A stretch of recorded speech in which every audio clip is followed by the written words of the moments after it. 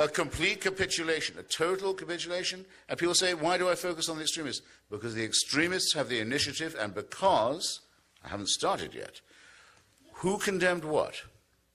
I remind you, individual Scandinavians were murdered everywhere from Afghanistan to Nigeria by this hysterical, prearranged campaign. 21 ambassadors from so-called Muslim states. How dare they call themselves Muslim? In what sense is Egypt a Muslim country? You can't denominate a country as religious. Waited upon His Holiness the Pope. Well, and in fact, two leading Egyptian newspapers, as I pointed out in my column, did run the cartoons. They're braver than the American papers. But His Holiness the Pope condemned what? The cartoons. The State Department condemned the cartoons, not the violence, not the campaign of intimidation. The Archbishop of Canterbury condemned the cartoons. Every church I know of condemned the blasphemy of the cartoons, not the campaign of murder and sabotage and intimidation. In other words, ladies and gentlemen, the barbarians are not at the gate. They're not at the gate. They're well inside. And who held open the door for them? The other religious did. The same with Salman Rushdie. When the Ayatollah Khomeini offered money publicly in his own name, without shame, for suborning of murder of a novelist who wasn't an Iranian, who lived in England. A pretty radical attack on what we think we live by, what our Constitution stands for, what Mr. Jefferson, Mr. Paine thought it was worth fighting for. The Cardinal Archbishop of New York, the Chief Rabbi of Israel, His Holiness the Pope, the Archbishop of Canterbury, all condemned what? The novel, the author, for blasphemy.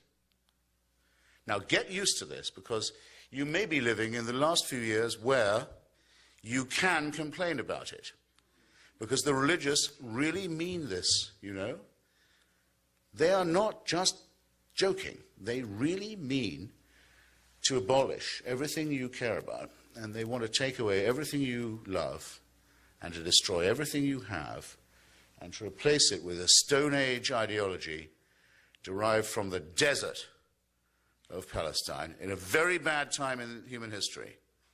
Now, and just because they were there first, they think they own everything, and they think they have the right to tell you what you can think, who you can sleep with, what you can eat, what you can read, and they claim the right to make you afraid, even to read, in the United States of America this year. So I don't want to hear from anybody that my book says, well, don't judge religion by its extremes. Okay?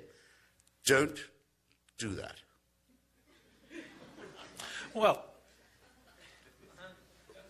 we would distinguish, say, the cowardice of the Archbishop of Canterbury from the murderous violence of, say, Ahmed Zawahiri.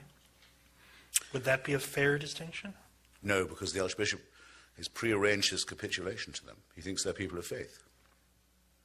The Archbishop of Canterbury says, I don't care if there are schools in England, this is happening now, that are run by Zawahiri supporters. I don't mind it, as long as you allow special schools for Christians and Jews, and also special different schools for Protestants and Catholics. If you allow faith schools, we'll allow them to have their faith schools. Cultural suicide. Cultural suicide. Don't let it happen to you. Don't let it happen where you live. Look how wonderfully it worked. You know it very well. What happened in Northern Ireland when it was allowed to segregate Protestant and Catholic schools. After all, they have different faiths. Oh, they do? I thought they were both Christian. I can't arbitrate this. No, they should have separate schools. They should never meet, never intermarry, never socialize. Beautifully that worked out. And how? Now let's have it for Jews and Muslims too on the mainland. Let them all lie to their children.